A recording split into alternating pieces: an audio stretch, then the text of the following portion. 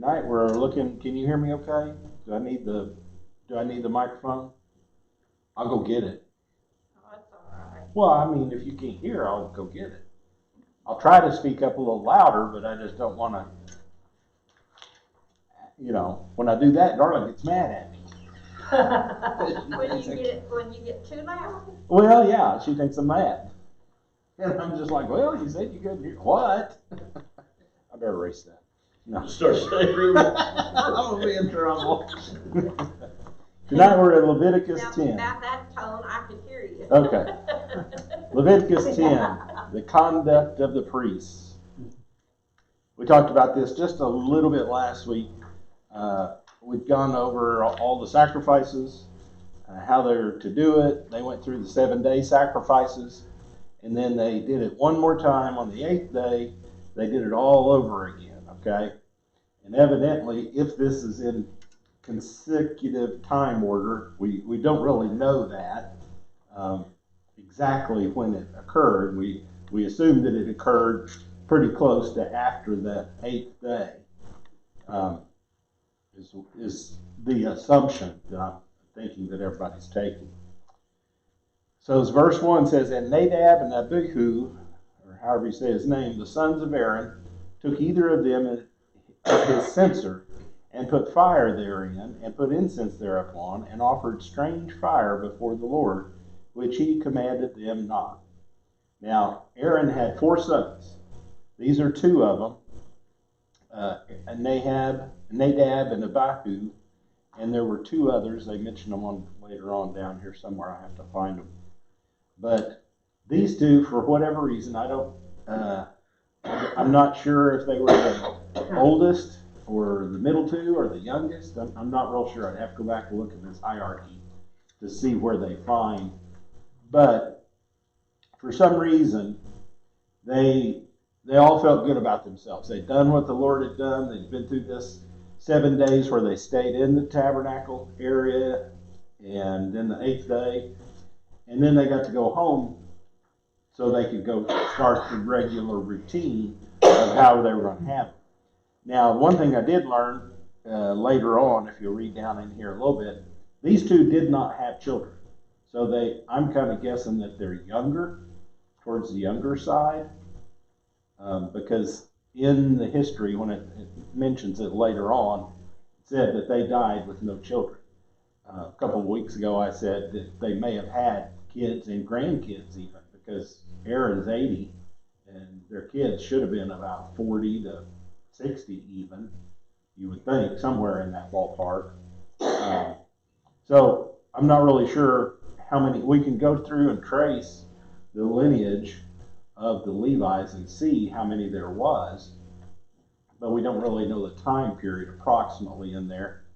Just trying to get an idea how many people was involved in this process, because like we said, it's a lot of animals that they have to process or go through the sacrificing. But these 2, for whatever reason, and we'll read as we go through, we'll maybe find out a little bit more.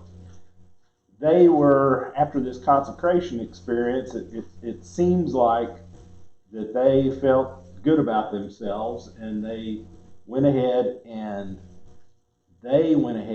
offered an additional fire. Said they put fire thereon. They took a censer and offered fire and put incense also. And this offered the strange fire. What do you think that means? It wasn't like it's supposed to be. That's right. It's different. Where did we say the fire came from last week and the week before? The fire from the altar that they used in all the services. God started it. Boom. For some reason, they got out their little flint and steel and started their own fire, evidently, because it wasn't the fire from the altar is what they conclude is a strange fire or different fire than what it was meant for. Also, as we go through, we see, we talked about it a little bit when they were talking about the incense, how they would pound it and make it into it. It's done by a certain way, and nobody else is to use it, and nobody else is supposed to make it or even have it except the ones that do that. And the priests go to that particular person or family, and they request it to go fill the incense up again. Okay? So God made this for a particular purpose because he wanted just to have it set aside. He wasn't trying to make a new Chanel number 5 or something like that to cover up. It was specifically for this purpose. But these guys offered evidently a different incense, or they tried to make their own. One of the two. We don't really know what it was. And we really don't know their motivation. It may be that they just were silly kids or young ones. Maybe not kids, but young ones. Down But here. you know, they were, like you made, they were trained. That's right. It's like, I thought, if you've noticed over the years, sometimes, especially some of these TV ministers, they get a lot of self exaltation. Mm-hmm. And I mean, they're good. Some of them are, and then I remember I heard one time testify that he said, I got where I thought, man, I did it all myself. That's right. And said, God brought me low. And there's a lot out there today that, want to do it their way. They're doing it, more for the show than anything else. They want to show that they can build a great church and big church and get a lot of people coming, and that's okay, but the purpose is to save people. It's not to build buildings and get money. People, if they enjoy something or they have something in common in a church, with whatever type of church, whatever, you usually have people that will contribute to that. And so they can build, the mega churches, they have, I think I've told this story one time. I went in, I usually go to it was before we had our bank account up here in Wausau, but when we had it down in Bank of America, I just happened to be going down to Mom's. So I dropped off the one there in Broken Arrow at 91st and Elm, I think it was. And I come in carrying my one little bag, and put it up there. And here's this lady over here. She's got no fake, 2 roller cases, the little suitcases, opened up and just handing them checks and stubs.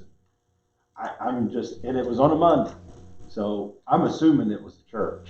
I'm not, because I would have thought that a church that big would have the deal come to them and tell, the security guard, Loomis or whoever, come to them.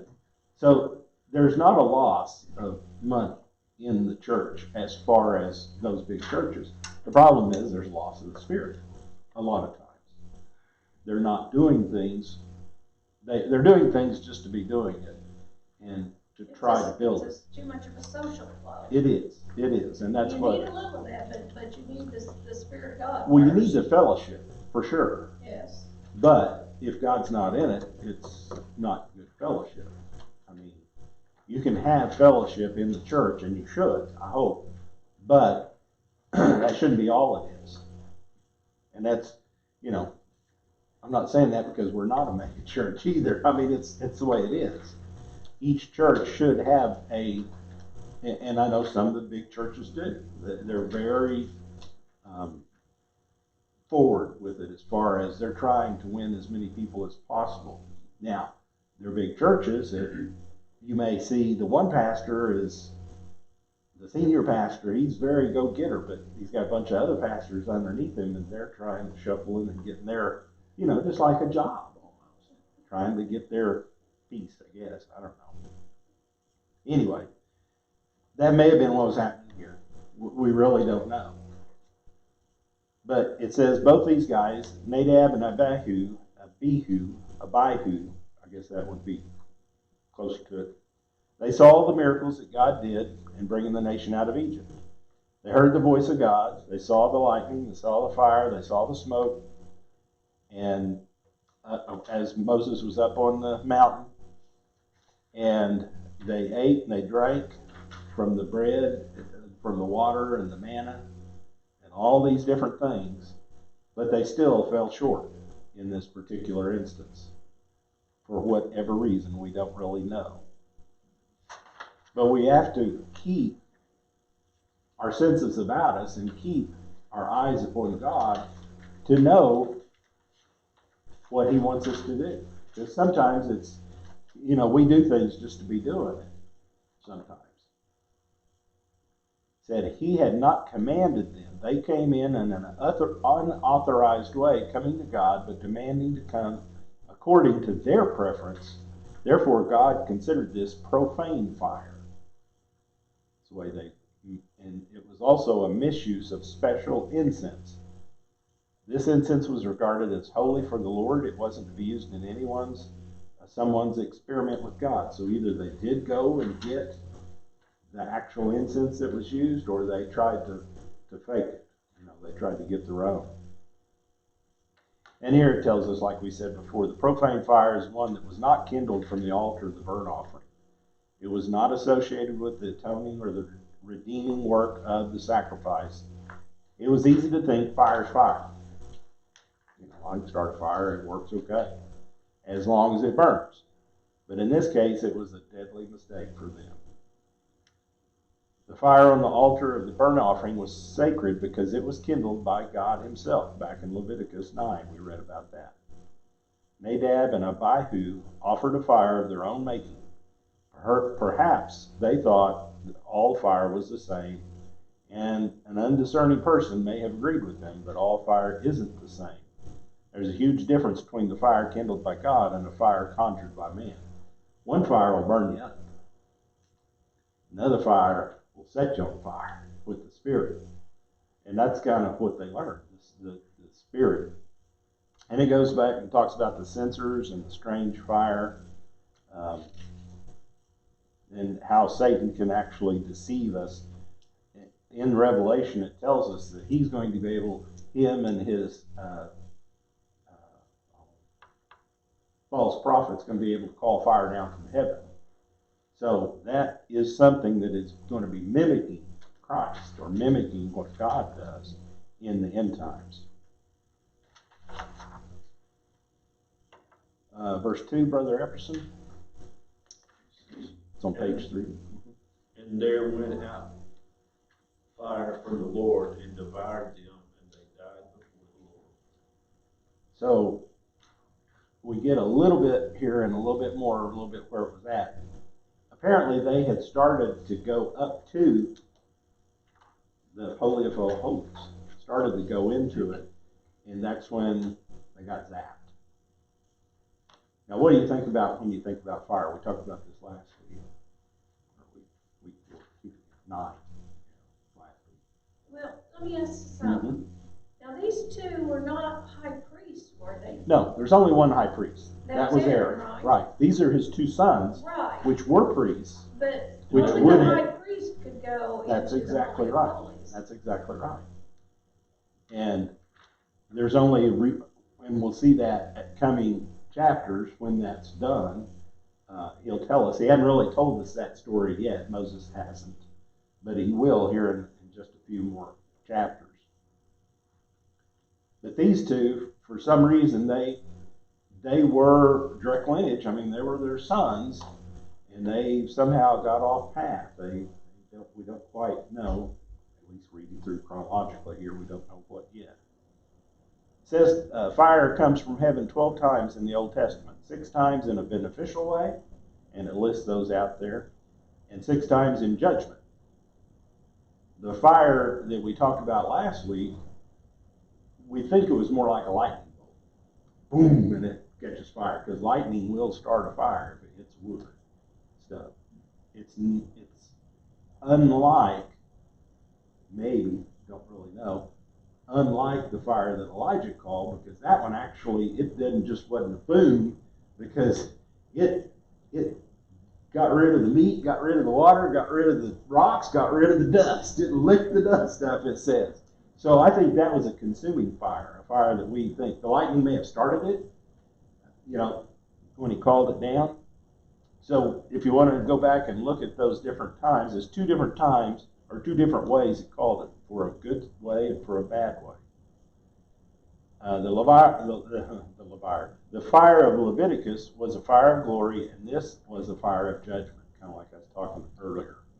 This same fire, come from the Lord and devoured them, saying, I will not accept your man-based fleshly attempt to imitate my fire. I will bring judgment. Our works for Jesus will be judged by fire in the end times, it tells us in 1 Corinthians. And Jesus is described as having eyes like flame of fire. He has eyes searching judgment and discernment.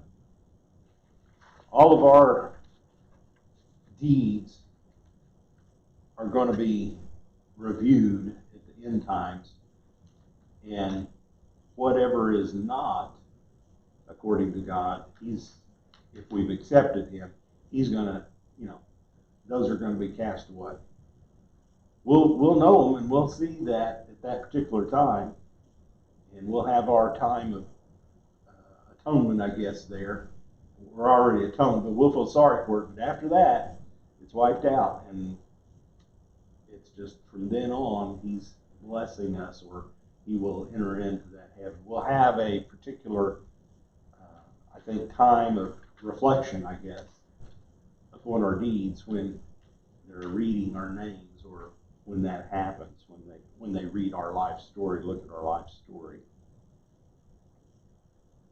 Devoured in 10 and 2 is the same words used as consumed in 9 and 24. The fire that consumed the sacrifice in approval and acceptance is the same fire that devoured Nadab and Abihu in judgment.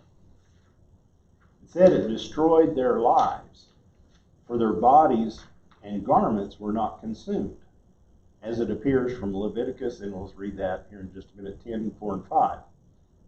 Thus the sword is said to devour in 2 Samuel, and lightning many times kills people without any hurt to their bodies or garments, because our bodies are made up of basically our nerves, our electrical system.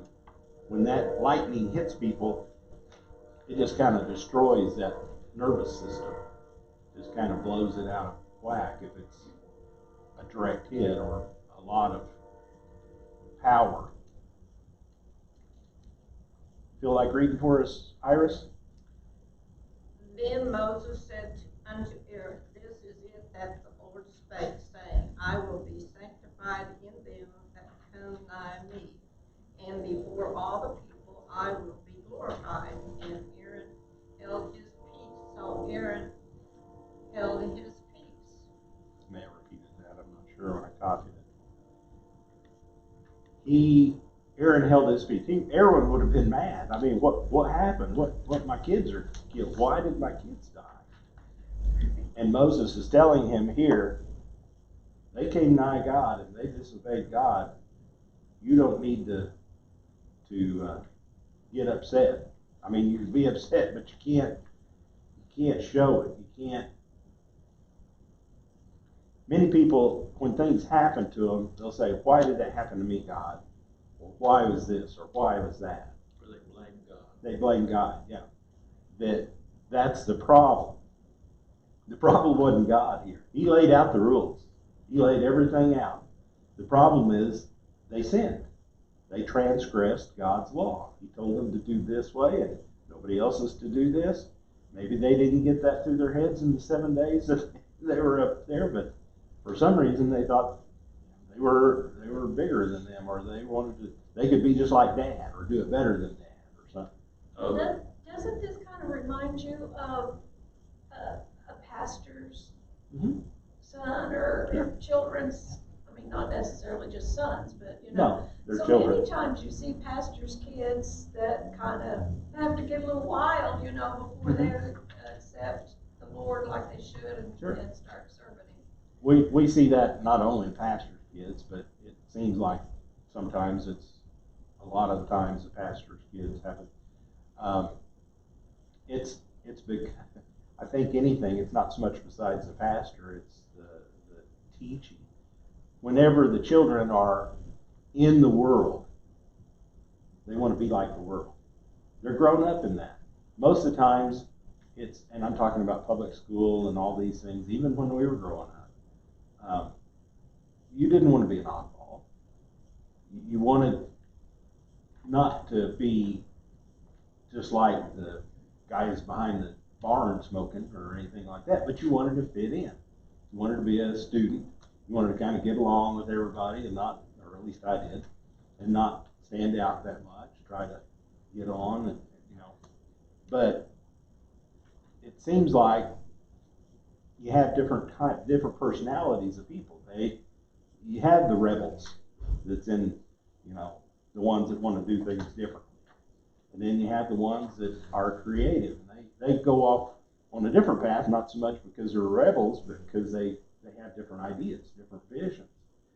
And so and all of it is good as far as the Lord can use all of them. We see that Paul, perfect example. He was one, he was doing God's word is what he thought. He was going through, he testified that several times to the officials, and I'm sure to Caesar when that time came. He was up there doing God's will, but God said, no, you're not. You're doing it the wrong way. I had an intervention in here a few years before you came along, and it's changed a little bit. But so that's why we have to kind of be our own selves as far as each one of us have to discover. We can't rely on mom and dad. We can't rely on grandma and grandpa. We can't, our kids have to, sometimes it's hard. You let your kids go, let them do their own thing. Sometimes they do stupid things. And sometimes one of the things, though, is a lot of times people require a lot more out of church kids. They do. Their own They do. Well, and I know because one year, Amber, I never had any problem with her as far as not wanting to go to church camp and everything. Mm-hmm. And then one time I heard Stacy South was about wanting to run off. Mm-hmm. And I come to find out the camp director had, pulled him aside. Now you guys are preachers' kids. Yeah. And I know that, but God didn't call my daughter. He called me. That's right. And I need to live that life before her mm-hmm. in the home. And like you said, sometimes they think, and we can go as parents, as a minister. I had to learn real fast, especially when she got grown and stuff, that if something doesn't go right, I thought, well, that's a reflection on me. No, but then I thought the most important thing is her. That's right. And if there's some restitution that need to be made or anything like that, we'll take care of that. Right. But it's and one of the things that it's kind of everybody knows this, but in doing the genealogy that I've been doing lately, I mean, go back just mom's age, mom's family. They had 8 in their family. Before that, a couple of them, my grandfather had 3 wives and like 14 kids. Because the youngest one was like 30 years younger than he was, and he had 2 little girls, and he was like 60 or 70, something like that. Great grandfather, I guess it was. And it's like, one guy told me, one of the guys I was working with, he goes, 10 kids or 5, 6 kids, whatever it was. He said, surely one of them's got to be in prison. I mean, it's just like odds, The odds are that you can't have all good ones. There is usually a black sheep. That's right. There is usually some.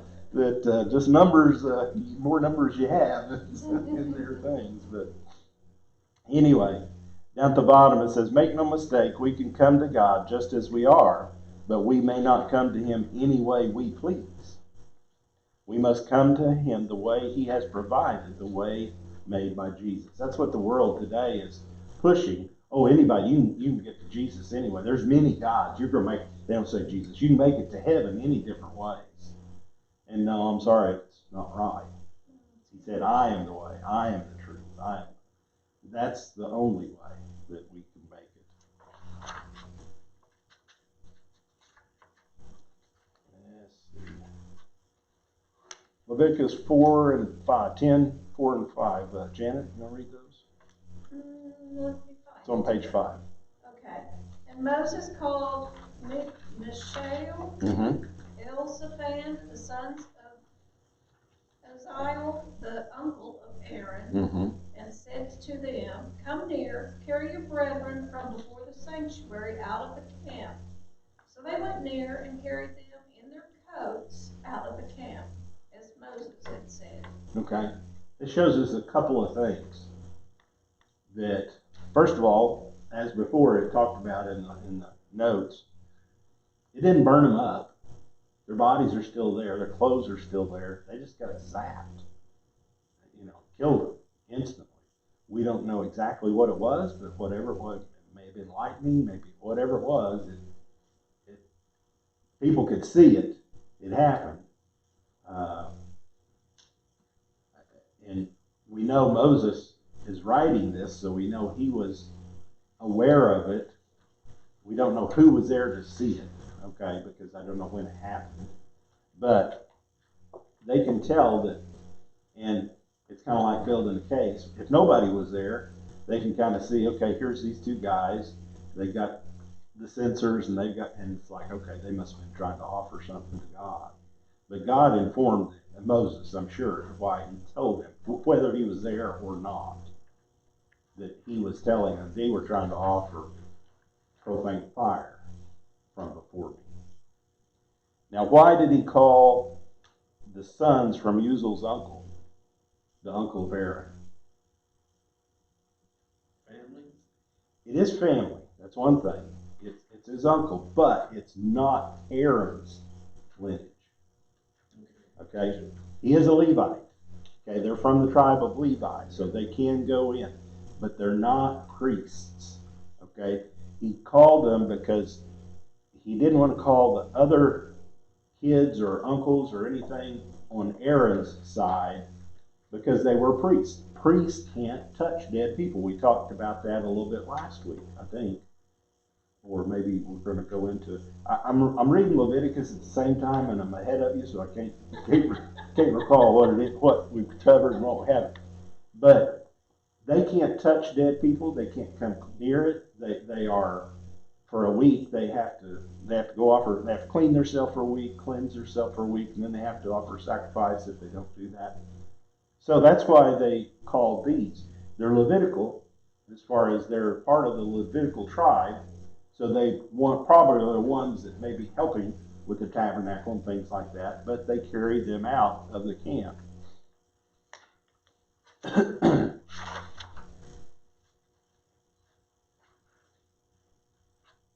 Said they carried them by their tunics out of the camp. Moses would not send a consecrated priest to carry out these dead bodies outside the tabernacle courts to bury. The work of burial had to be done by these relatives. So Aaron couldn't even do anything with them. He could see them, and that's all. He couldn't even hardly take consolation in them. Bertha, you want to read 6 and 7 for us on page 6? And Moses said to Aaron, what I don't know these names. Eleazar and Ithamar. His sons, do not uncover your heads, nor tear your clothes, lest you die, and wrath come upon all the people. But let your brethren, the whole house of Israel, bewail the burning which the Lord has kindled. You shall not go out from the door of the tabernacle of meeting, lest you die, for the anointing oil of the Lord is upon you. And they did according to the word of Moses. Okay. Right. I don't. If you call to carry in somebody that's been struck down with God, I don't think you'd have any problem with them. They told you. Yeah. Well, these are two of the other sons that Aaron's had, Eleazar and Ithamar. And he's telling him, along with Aaron, is it weird don't uncover your heads, don't tear your clothes. Why would they tear their clothes? They used to do that, right? Mm-hmm. That's right. Whenever somebody died, they would tear their clothes, they'd rip their clothes, they put ashes on their head, Yeah. uncover the head, pour ashes on them, and mourn for a time. Because that was typically what they did for the dead. But Aaron's forbidden to do that because he's now been consecrated. And not so much, it is that, but it's also, it's part of his family. He can't, because they disobeyed God, that's another thing that he can't participate in that. And that's what Moses was saying earlier. You can't go back and start moaning and groaning. Question. Uh-huh. Okay, if they, let's say, for instance, they had died natural death Mm-hmm. for some reason, they got sick and died. Uh-huh. Now, could Aaron and his other two sons have did the mourning? They could have mourned then, yes. I think so. There's not a problem with that. It tells us that they can't touch the dead bodies. They can't come in contact with them, but I would assume that they would be able to mourn them. So Later basically, on. the reason they can't is because they was in rebellion, Right. basically, and did not obey what Right. God's laws was. That's right. Okay. That's the way I see it. Because it's, from what it's telling us, and he tells us a little later on, okay, the whole tribe or the whole group of Israel is going to be wailing for them. And it's not for them, but it's like, okay, it's already started, just like back at the golden calf. You're going to have to, not repent over, but you guys are going to have, you're not listening. You just aren't following the directions that I'm giving you. So because of this, because these profane this, you have to carry on like nothing happened. I like that where it says to mourn might have implied even the slightest way that God was wrong in bringing his judgment upon these two. That's right. That's right. Sometimes we get that. I mean, when somebody dies, been to several funerals here lately, and luckily most of them, it was more of a joy of going home, a celebration instead of a mourning. And that's the way really it should be, because we don't know what lies after death. It's a transition for us that scares us a little bit, that we don't know what's going to happen, but we're given the promise of God that we can be there. He will be there for us.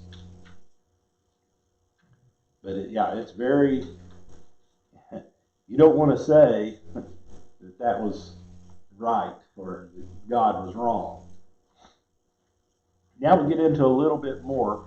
Why this occurs right after this is kind of curious, so I think it has something to do with it. Verse 8 says, "And the Lord spake unto Aaron, saying, Do not drink wine, nor strong drink, thou nor thy sons with thee, when you go into the tabernacle of the congregation, lest ye die.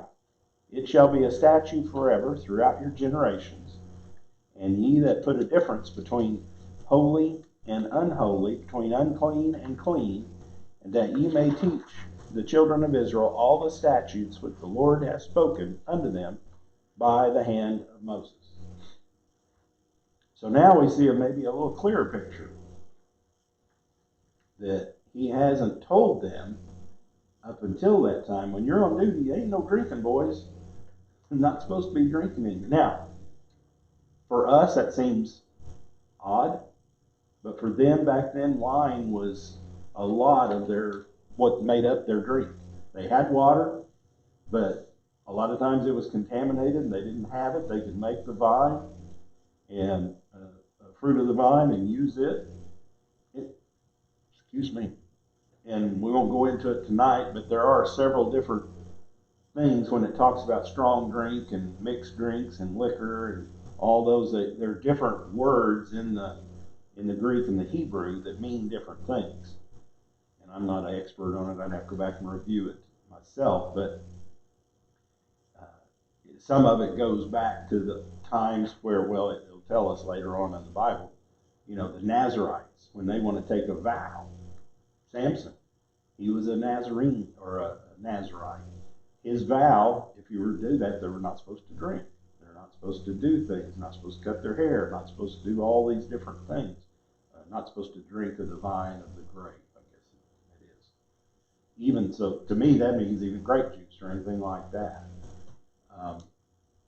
But today we're not limited by that. But it's still saying, if you're in the presence of God, if you're doing the presence as these consecration, just as you were, you shouldn't be partaking of this wine. You should not be going through this intoxicating drink while you're on duty. It's not saying it's okay if they do it afterwards either. It's just saying you don't. Okay? Verse right after that says, or the reading says, do not drink wine or intoxicating drink, you nor your sons with you, when you go into the tabernacle of meeting, lest you die. Why? Because your senses are inhibited. You don't really know what you're doing. That's why they don't drive. You can't drive drunk. Your reactions are not very good. You don't make good decisions. And here they didn't. They made poor decisions. They may have thought they were doing something, getting ready for the next day. Who knows what's happening or whatever. See, it says in verse 2, there are some who believe that God did not prohibit the use of alcohol among the priests in all cases, but only when they were on duty, performing their priestly service. Well, that's kind of what it says to me. But it says, on this principle is a great mystery why some modern churches make the serving of alcohol part of their church meetings. Well, that's one of the things, too. That some people do. Some churches do. Not so many that we know, but some others do. It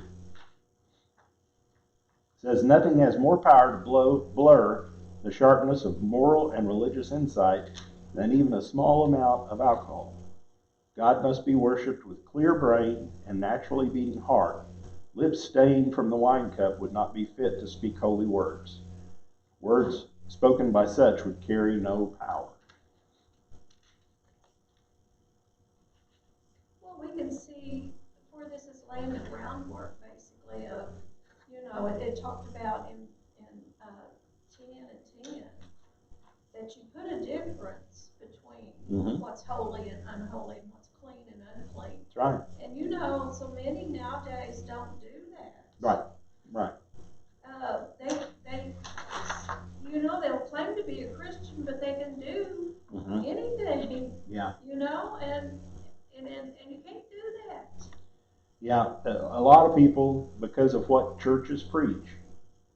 Or don't preach. That's what I'm saying. What they preach is not right. They're not preaching the truth. That they think they can do anything and go live like the devil on the week and come back on Sunday and be fine. And that's just not the way that it works. Well, I know I just attended a funeral, and I was, it's like if you've been baptized, even if you were young, you've got it made. Yeah, you're going to go to heaven, right. No matter how you live. And then it talks about praying for the dead. Again, their life is over. Right. And as the tree falleth, shall it lay. And if they're prepared to meet the Lord, they'll meet the Lord. If they're not, they'll be lost. You know what I mean? The line used to be years ago, drawn in the sand. It's so skewed down that a lot of people, you hear all this stuff, and I mentioned it before, but I attended a pastor's conference in Dallas several years ago, and one of the young pastors there was talking about church down the road. I guess he had fellowship with them, and they had so many points of doctrine, and he felt like they were all wrong. And he asked this seminar pastor that was doing the seminar, what would you do? And he said, your responsibility is to preach the truth. Right. chips fall where they may, and preach the truth. And if we can't preach the truth in love and preach it with authority, you know, I thought sometimes probably, and I've thought about it more since we've had the video and everything. Sometimes we preachers in our authority, it may look like that we're angry, but it's not that we're angry. It's that there's such a feeling there, Right. and hopefully anointing there that we believe this to be the truth. And we're really not only when we come, and if I preach the truth, all out truth, every one of us, me included, that day will be judged by that truth that was preached. You know, how we lived up to it, what we did. Now, if it's wrong, then that I'm going to be held. Whoever preaches is going to be held accountable. That's right. For, you know. One of the things, and that goes down through the next part of this, is what he told them is, you guys are priests, but you're supposed to be teaching these others. And what's going on? You're out there, you know, doing things wrong the first way. Because it goes through here and tells them the responsibility on the part of the priest is often overlooked. And that's teaching. You go down through here, it tells us in several chapters, you can read through here in different verses, how that the priests are to be called out and to teach these. That's where later on they get the scribes and the Pharisees coming out of this. That, you know, they start going different directions. The Sadducees and the Pharisees and the Essenes and all the different parts of it. They're teaching them their way, but still they're teaching, and that's what he's trying to tell them. If you're doing that, you know, you're teaching them that that's okay, and that's not right.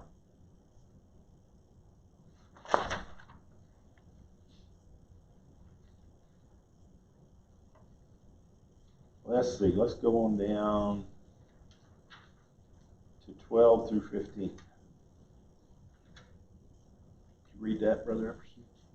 And Moses spake unto Aaron and to Eleazar and Ithamar, his sons, and they were led. Take the meat offering that remaineth of the offerings of the Lord, made by fire, and eat it without leaven beside the altar, for it is most holy. And you shall eat it in the holy place, because it is thy due and thy son's due of the sacrifice of the Lord made by fire. So I am commanded. And the wave beast and the heave shoulder shall ye eat in a clean place, thou and thy sons and thy daughters with thee, for they be thy due, and thy sons' due, which are given out of the sacrifice of peace offerings of the children of Israel. Excuse me. The heave shoulder and the wave beast shall they bring with the offerings made by fire of the fat, to wave it for a wave offering before the Lord, and it shall be thine and thy sons with thee by a statute forever, as the Lord hath commanded. Okay. I think what it's trying to tell us here, it's already repeated this. This may have been what the two guys was doing. They were supposed to be tending. If I was reading this is what I'm getting in my mind. God's telling them, keep on doing what you're supposed to be doing. You were supposed to be taking this and taking this offering and eating it. They may have left the tinder, you know, of the fire and went to do their own things. He's telling them, you go ahead and keep doing what you're supposed to be doing. You're supposed to take part of this. You're supposed to eat it in the temple. You're supposed to take the grain offering and eat it. You're supposed to do this, do the wave offering. All these parts of this sacrifice is supposed to be for this, okay? That's what Moses was telling them. And then I'll go ahead and read the last one, 16 through 20. And Moses did diligently sought the goat of the sin offering, and behold, it was burnt.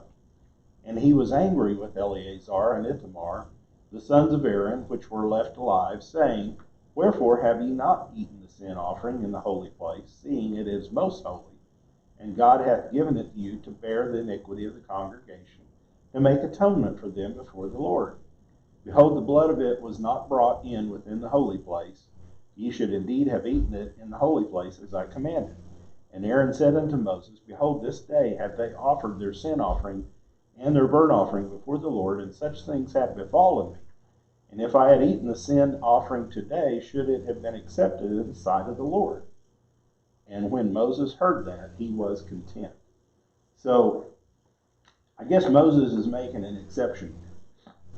Even though he was telling them, you need to keep on doing what you're, don't let this, these two issues that came up, you got to keep doing the service, the priestly service. It's just, like I said, a week ago or so, they went in and did through this 7 days they had to spend through it, and then they did the 8th day, and then sometime after that, this happened. Don't let that, many times people, when something happens, they kind of draw up and they don't do anything. They just withdraw for a while. And I think that's what he's trying to do. You need to keep doing your service. You were anointed. You were consecrated. We can't do this with anybody else. You guys were the ones picked. Moses is trying to tell them. And Aaron came back and he said, well, look, I can't. To me, this sin offering, I can't do that because my family has sinned. I can't. This is part of it. I can't do it. That's why it was burnt. It was actually. So they went against, but Moses was okay with it for that particular time. And I don't know why. It doesn't really tell us. It says, apparently after the death of Nadab and Abihu, the food on the altar had not been consumed. So that, like I said, that was, maybe they was getting ready to do that. We often find it easy to burn the sin offering and hard to eat it.